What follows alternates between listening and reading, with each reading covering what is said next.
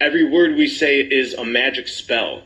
So spelling, spell casting, has been specifically used to denigrate ourselves. We are born into this world. Born comes from the English word barren. Today's definition of barren is unfruitful, bleak, and lifeless. Our children, as designated by our language, aren't even ours. Parents are a pair who rents. Our governments, especially our courts, don't treat a parent's right to control and direct the upbringing of their child as a fundamental liberty. We're forced from a young age through many types of indoctrination, and our parents are helping in this process. Look at the word childhood. A hood is used to cloak and hide. The etymology of children is chill and dren. Chill means cold. Dren is a name meaning a strong and healthy individual. So children are strong individuals who must be chilled, made cold. Stay with me, this will all come together. In Ballantyne's 1948 Law Dictionary, the term human being says sea monster.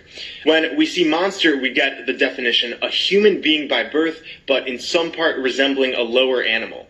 In the Oxford New English Dictionary of 1901, a human is defined as belonging or relative to man, as distinguished from God or superhuman beings. So these definitions are telling us we're monsters. The word live backwards is evil. Our language is telling us we're born as monsters who are bleak and lifeless to a pair who rents us out to the government and other corporations that indoctrinate us. Our childhood is spent under a cloak and we're evil when we live. Our sentences are made up of words. The word sisters in Greek mythology were fates or witches who controlled the fates of man. Every word we say directly affects our reality and ultimately our fate. The Egyptian deity Thoth is said to have invented language and writing.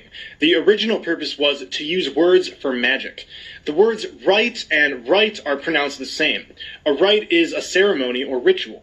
Whenever we're writing with words or speak, we're initiating a ritual. Books contain chapters. A chapter often refers to a sect of a secret society or religious order. To page someone is to summon them. Pages in books made of words are summoning things to enslave or imprison our souls. The word grammar comes from the French word grammaire or grimoire.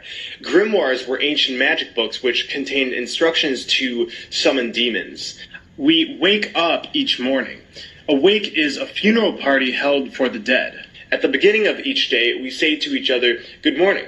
Mourning is what you do when you're sad for the loss of someone or something, by calling it a good morning. It's pretty masochistic if you ask me. We then go to work at our occupation. When we occupy something, it can mean being occupied by a military force, like in war. Many occupations are focused on money and the dog-eat-dog mentality. The dollar bill comes first before the environment or even each other. Therefore, we are committing war against each other during each day we work our occupation. We are the military occupiers.